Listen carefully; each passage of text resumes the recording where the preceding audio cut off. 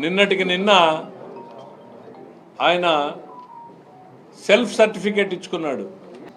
నా అంత మంచోడు ఈ రాష్ట్రంలోనే లేడు అనేటువంటిది సెల్ఫ్ సర్టిఫికేట్ ఇచ్చుకున్నాడు.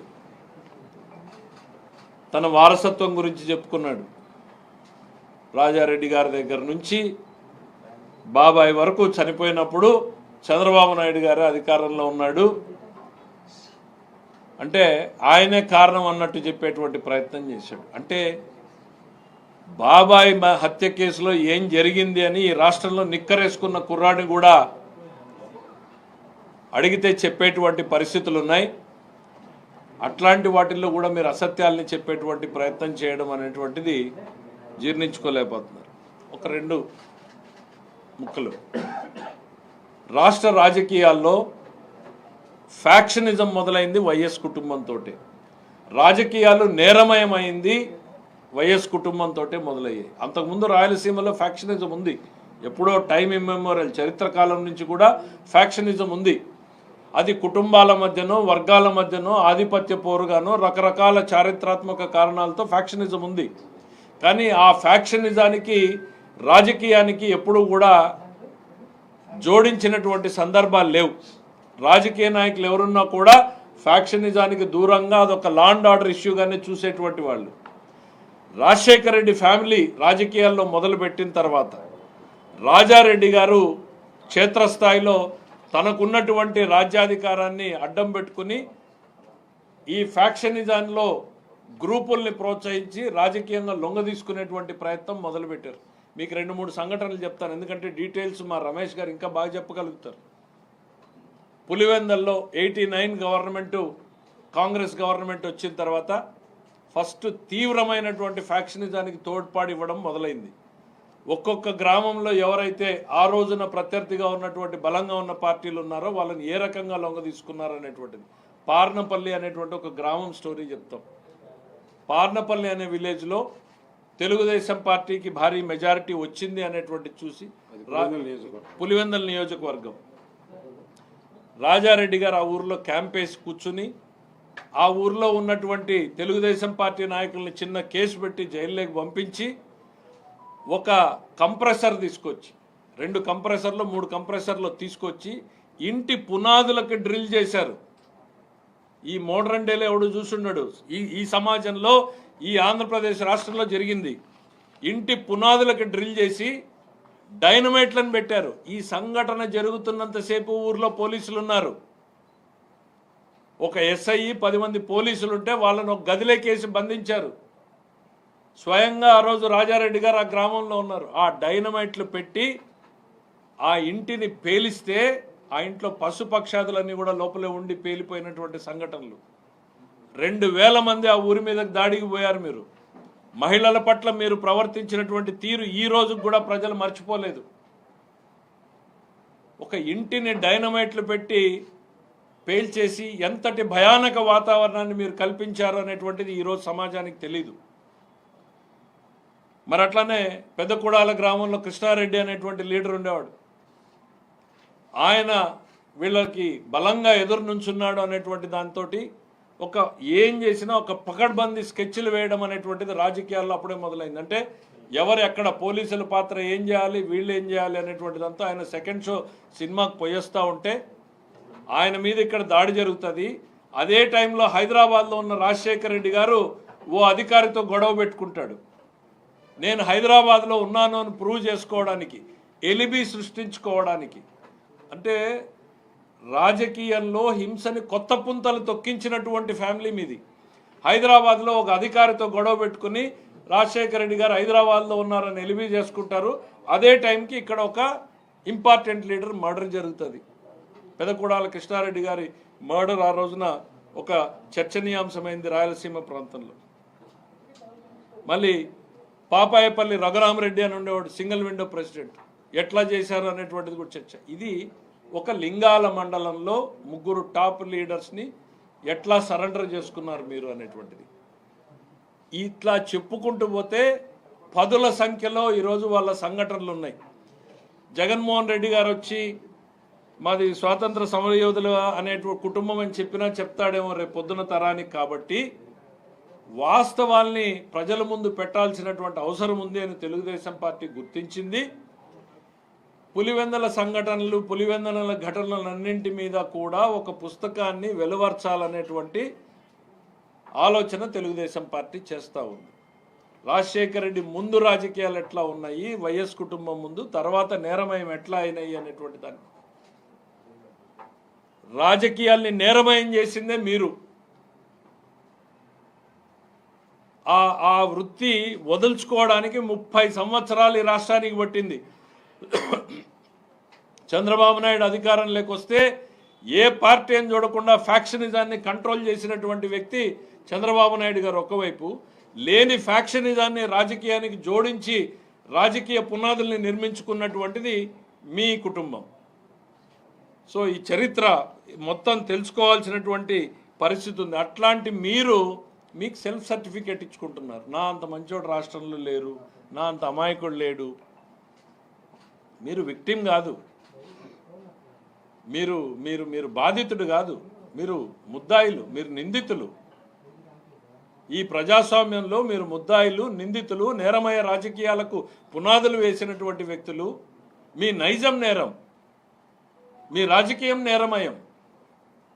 అది రాజారెడ్డి గారితో ఆగిపోలేదు, మీ దగ్గర కూడా కొనసాగుతూనే ఉంది. రప్ప నరుకుతామంటే వాడిని పిలిచి ఫోటో తీసుకుంటారు. వేట కొడవలతో మేకని బలించి వేడి రక్తంతో రక్తాభిషేకం చేసుకుంటే వాటిని ప్రోత్సహిస్తారు. కారు కింద నిమ్మకాయలాగా తల కార్యకర్తల్ని నలుగుతూ ఉంటే నిర్లక్ష్యంగా చూస్తూ ముందుకెళ్ళిపోగలిగినటువంటి నైజం మీది. అధికారమే పరమావధి, తనామనా లేదు, తల్లి చెల్లి లేదు.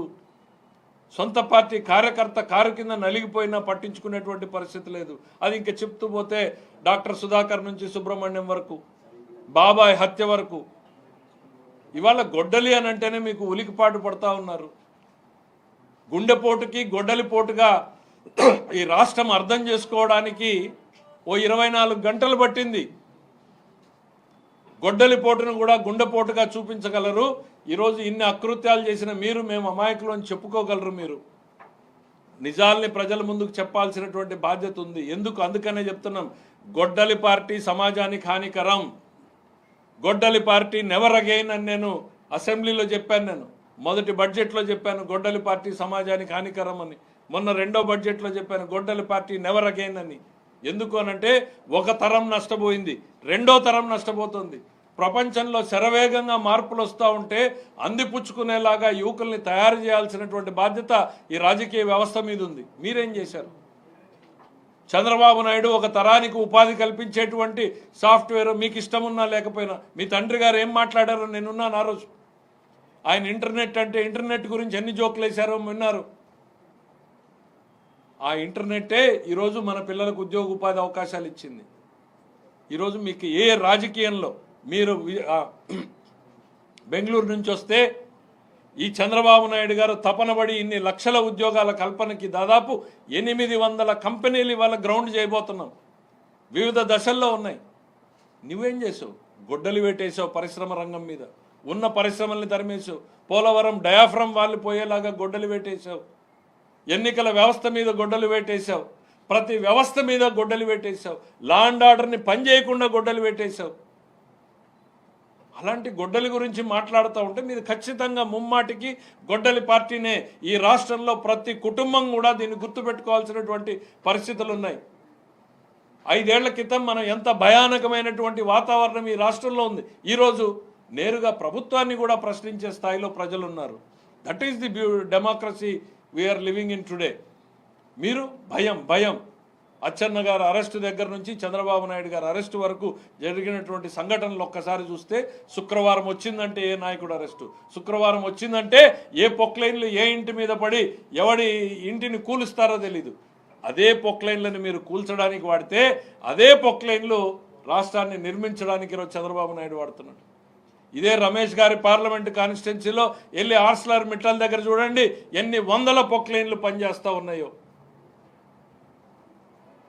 నిర్మించడానికి మేము వాడితే ప్రజావేదిక దగ్గర నుంచి ఇళ్లు కూల్చడానికి మీరు పొక్లైన్లు వాడినటువంటి సంస్కృతి ప్రజలు ఇవన్నీ కూడా మర్చిపోలేదు. నేరం మీ నైజం, నేరమయ రాజకీయాల్ని మొదలుపెట్టిందే ఈ రాష్ట్రంలో మీరు, మీ కుటుంబం అనేటువంటిది గుర్తు చేస్తున్నారు. దాన్ని ఇవాల్టికి పెంచి ప్రోత్సహిస్తున్నారు. ఒకవేళ ఒక తరం చేసి ఉండొచ్చు, మీకు సంబంధం లేకపోతే ఈరోజు మేము మాట్లాడడం, కానీ మీరు కూడా ఆ నేరమయ రాజకీయాల్ని ప్రోత్సహిస్తున్నారు. పోలీసు వ్యవస్థని కంట్రోల్ చేసేటువంటి ప్రయత్నం చేశారు, అధికారంలో ఉన్నప్పుడు బెదిరింపులు చేశారు. నేరమయం చేస్తున్నటువంటి ఈరోజు కార్యకర్తల్ని పెంచి పోషిస్తూ ఉన్నారు. ఇక బాబాయ్ హత్యలోనూ లేకపోతే నారాసుర రక్త చరిత్ర అని చేశారు. చంపింది మీకు సంబంధించిన వ్యక్తులు అనేటువంటిది మీ చెల్లెలు చెప్తా ఉంది. రెండో వైపు ఏమో చంద్రబాబు నాయుడు గారి మీద ఒక నారాసుర రక్త చరిత్ర అని చెప్పి ఒక ఎలక్షన్ చేసుకున్నారు. మీ తాత మర్డర్ కేసులో ఇవాళ మాకు సంబంధం ఉంది అనేటువంటిది ఆయన పార్థసారథి రెడ్డి గారు చాలా స్పష్టంగా ఆ రోజు జరిగినటువంటి సంఘటనలు ఏంటి అనేటువంటి చెప్పారు. సొంత పార్టీ మీరు చెప్పారు రిలయన్స్కి సంబంధం ఉంది అని. మీ నాయకులు మొత్తం రిలయన్స్ షోరూమ్లన్నీ తగలబెట్టారు, మా అనంతపూర్లో తగలబెట్టారు. నా మీద నిలబడిన ఆయన మొదటి ముద్దాయిగా కూడా కేసు ఉన్నింది. మీరు అధికారంలోకి రాగానే ఆ కేసులన్నీ తీసేశారు. ఆ రిలయన్స్కి మీరు పార్లమెంట్ సభ్యులు ఇచ్చారు. కానీ ఈరోజు మళ్ళీనేమో చంద్రబాబు నాయుడు గారు హస్తం ఉందేమో అనేటువంటిది మాట్లాడతారు. నాలుక ఇంకేమన్నా? మీకు అధికార దాహం ఎట్లా ఉంది అనే దానికి మీకు తల్లి చెల్లి లేదు అనేటువంటిది ఎట్లా అయితే అందరూ చెప్తా ఉన్నారో, తండ్రి కూడా మీ లెక్కలో లేడు అనేటువంటి దానికి 2-3 ఎగ్జాంపుల్ చెప్పాలనుకుంటా. ఆ రోజు అచ్చెన్నాయుడు గారు చెప్పారు, బొత్స సత్యనారాయణ గారు స్టేట్మెంట్ ఇచ్చాడు, వైఎస్ మరణంలో వెనకాల జగన్మోహన్ రెడ్డి గారి పాత్ర ఏముందో తెలియాలి అనేటువంటిది బొత్స సత్యనారాయణ గారు చెప్పారు. దాని మీద మీరు ఇంతవరకు స్పష్టత ఇవ్వలేదు. అసలు రాజశేఖర రెడ్డిని ముద్దాయి చేసింది ఎవరు? తెలుగుదేశం పార్టీనా, కాంగ్రెస్ పార్టీనా? ఉండవల్లి అరుణ్ కుమార్ గారు ఆ రోజు స్టేట్మెంట్ ఇచ్చాడు. ఇవన్నీ కూడా ప్రజలు మర్చిపోయారు, అందుకనే ఒకసారి గుర్తు చేయాల్సిన అవసరం ఉంది. రాజశేఖర రెడ్డిని ముద్దాయి చేసింది వైఎస్ జగన్మోహన్ రెడ్డి. హైకోర్టు ఒప్పుకోకపోతే సుప్రీంకోర్టు వరకు వెళ్ళి వైఎస్ను ప్రథమ ముద్దాయిగా చేర్చమని చెప్పింది వైఎస్ జగన్మోహన్ రెడ్డి అని ఉండవల్లి అరుణ్ కుమార్ స్టేట్మెంట్ ఇచ్చాడు. ఆ కేసు ఫైట్ చేసిన సుధాకర్ రెడ్డికి అధికారంలోకి వచ్చినటువంటి 3వ నెలకే ఆయనకు పోస్ట్ ఇచ్చాడు. ఎవరైతే రాజశేఖర రెడ్డి గారిని వెళ్ళి ముద్దాయిగా చేర్చాడో ఆయనకు మీరు పోస్ట్ ఇచ్చారు. ఇంకా రాష్ట్ర విభజన గురించి జేడి శీలం, రాజశేఖర రెడ్డి కుటుంబానికి అత్యంత సన్నిహితుడని చెప్పుకునే వ్యక్తి, ఆర్టికల్ 3 ఉపయోగించి సమాధి దగ్గర జరిగిన డిస్కషన్ ఆయన చెప్పింది, ఆర్టికల్ 3 ఉపయోగించి రాష్ట్రాన్ని మీరు విభజించవచ్చు అని సలహా ఇచ్చింది జగన్మోహన్ రెడ్డి గారే. అది చెప్పి తను బయలు తెచ్చుకున్నాడు అనేటువంటిది జేడి శీలం గారు ఆ రోజు చెప్పారు.